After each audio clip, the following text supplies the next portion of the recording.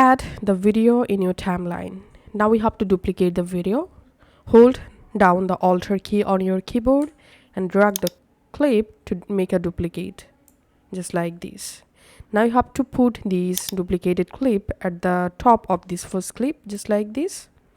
Now select the first clip and go to video and select remove BG, and here activate auto removal, and this will remove your video background.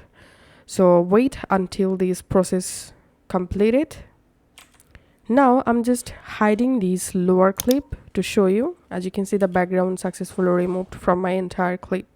Okay, now unhiding this clip, and now we have to go to effects and we have to search for blur effect.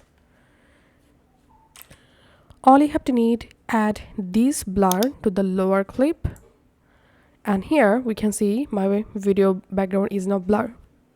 You can adjust your blurriness from here, just like this, and here we can see the final result. Thanks for watching.